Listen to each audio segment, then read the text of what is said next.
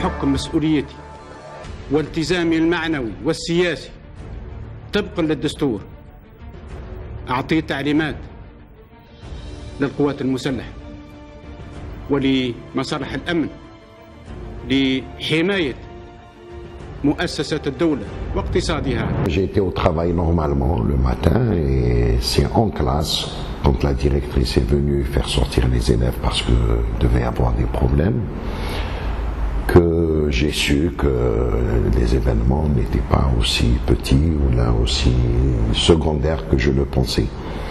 Donc en sortant, je rentre à la maison, je reçois un coup de fil, on me dit qu'Astaouili, c'est ma commune, j'étais à Zeralda, dans un CEM.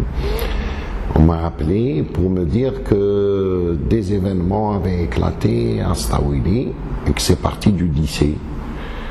Parce que la mère de l'époque avait dit aux jeunes que vous n'êtes pas bien éduqués. Les militants étaient très nombreux à Astaouili, ils ont essayé de calmer les choses. Vers 16 heures, redémarrage, ils commençaient à casser les bus de la RSTA, etc. Alors j'ai décidé d'y aller sur place. Le mouvement n'a fait que gonfler et vers 18 heures, ils ont commencé à brûler la casma du FLN. Il n'y avait personne pour la défendre, il n'y avait plus de militants, il n'y avait plus de... Ensuite, ils ont brûlé la case orale. Et quand ils se sont attaqués à la mairie, je m'étais interposé et j'ai sauvé la mairie in extremis. Je me rappelle leur avoir dit, bon, ils voulaient dire qu'est-ce qu'on va brûler alors. C'était ça le mot d'ordre. Je leur ai dit, je sais pas moi, le commissariat, n'importe quoi, mais pas la mairie. C'est nos papiers, c'était une réaction comme ça. Et ils ont été à la police. Heureusement qu'on avait un bon commissaire à l'époque. Il a su bien gérer les choses. Et on n'a pas eu de drame important, mais ça a duré toute la nuit. Et nous, on s'est mis à organiser donc la population.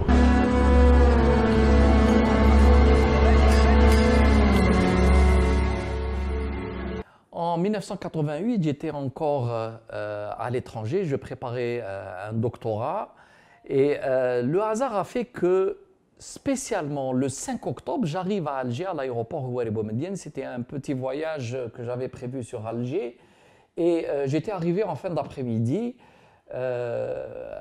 Dès que je suis sorti de l'aéroport, tout le monde parlait des événements qui se déroulaient depuis la veille au soir, puisque les premières escarmouches étaient lancées le mardi soir au 4. Et j'étais resté à Alger jusqu'au 10, jusqu'après le discours de Chedli. Voilà, donc j'avais vécu les événements d'octobre 88 en direct, alors que je ne résidais pas sur Alger. Et c'était assez donc extraordinaire et déstabilisant à la fois de voir tous ces jeunes-là qui étaient dans les rues, qui mettaient les barrières, qui contrôlaient eux les gens, les passagers. Il fallait qu'on fasse des détours, il y avait des pneus allumés dans certains quartiers d'Alger. J'étais passé de Dar el-Beïda pour aller à Kouba en passant par Hussein-D. Et là, on avait vu en direct un peu tout ce qui se passait. Le 5 octobre 88, en ressortant le matin, on a trouvé que tout le monde c'était... Bon, je suis natif d'un quartier populaire qui est Climat de France. En ressortant le matin, on trouve tout le monde, ça veut dire avec sous pression. On était à l'extérieur, ça veut dire les gens de mon quartier. Donc,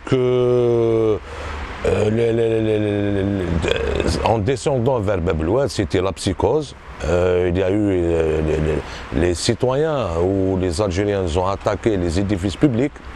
Le commissariat de la circonscription, les galeries de Bab-el-Oued.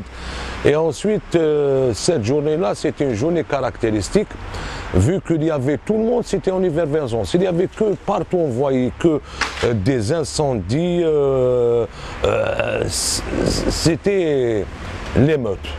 Donc cette journée, elle était vraiment caractéristique. Ensuite, là, en la soirée, il y avait l'intervention de l'armée. C'est une journée c'est vraiment exceptionnelle parce qu'on n'avait pas l'habitude à ça. De voir des gens sous pression, tout le monde s'accourait, tout le monde, des incendies partout, ensuite Bablouette qui se renfermait, donc il n'y avait pas d'entrée pratiquement, il n'y avait ni voiture ni rien du tout. Donc c'est une journée d'émeute, que des incendies de pneus, que des incendies d'édifices publics, donc il y avait du pillage aussi. Hein. Aucune raison. Pénurie, dégoût, l'arrogance des nouveaux riches. Hagra. Tu sais, à l'époque, moi j'ai été moi-même, tu te fais arrêter. Tu te fais arrêter par les policiers sans que tu n'aies rien fait. On t'emmène au central. Tu vas passer la nuit jusqu'à 2 heures du matin. Après, ils te disent, bon, allez, dégage, mais dis je t'aoute. Alors que tu n'as rien fait. Tu imagines l'état d'oppression dans lequel vivaient les jeunes. Donc, les raisons de s'insurger, de sortir dans la rue étaient suffisantes. Il faut dire aussi une chose aussi, c'est que c'était des adolescents qui sont sortis. Ils n'étaient pas porteurs d'un projet politique, ils étaient porteurs d'une colère. Et il exprimait une colère, un rejet, un dégoût. Et il n'y avait pas, bien sûr, après coup, on va dire, au pouvoir, un clan à diriger la... Ça devient risible à l'échelle de l'histoire parce que c'est un mouvement qui a ouvert, je veux dire, j'ai écrit un papier qui sort demain, ce sont des jeunes des classes populaires qui ont fait bousculer les lignes et qui ont permis à ces élites dont tu parles d'émerger, de sortir du trou et de se mettre à exister et d'espérer. Ça s'est arrêté en 92, c'est une autre histoire. Je suis une victime des événements d'octobre 88, ça veut dire que j'étais atteint par une balle tirée par les forces de l'armée le 10 octobre 88 devant la DGSN. Pendant la période, parce que les événements d'octobre 88 c'était entre le 5 et le 10. Donc le 5 ça a commencé, le 10 il y a eu cette fameuse marche pour Bellecour appelée par les islamistes. Et nous, en tant que citoyens normaux, on s'est retrouvés à l'intérieur de la foule, en passant devant la DGSN où il y avait un escadron de l'armée de l'ANP qui est stationné là-bas. Il y avait eu 2 coups de feu qui ont été tirés. Ensuite, il y a eu les rafales, plus de 70 morts comme rien du tout. Ils ont tiré à bout portant sur les citoyens. Et moi, j'étais atteint par une balle Doum-Doum, c'est une de ceux qui ont fait l'armée. C'est des balles pour arrêter les engins. Ce n'est pas pour réprimer une marche ou pour tirer sur une personne, c'est pour arrêter des engins. Ceux qui ont fait l'armée connaissent c'est quoi la balle Doum-Doum. Donc, j'étais atteint par la balle, ensuite j'étais le premier à être évacué pendant cette fusillade-là.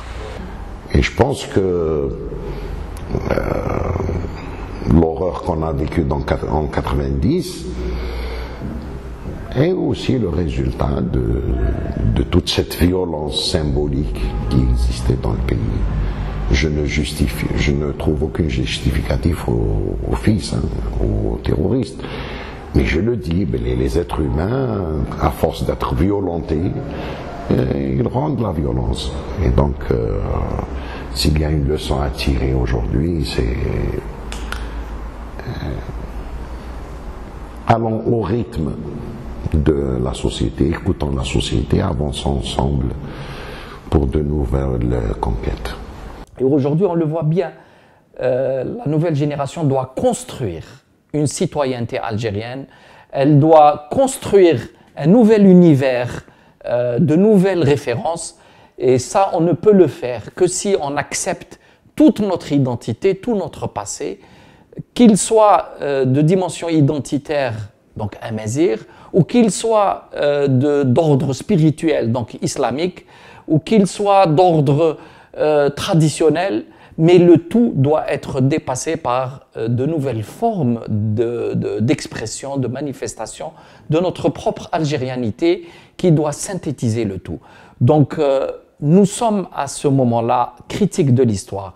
Est-ce que l'Algérie va basculer vers un monde moderne où elle va synthétiser notre passé pour expliquer et se projeter vers l'avenir, ou est-ce qu'on va tomber dans les divisions du passé avec des problèmes très compliqués à dépasser?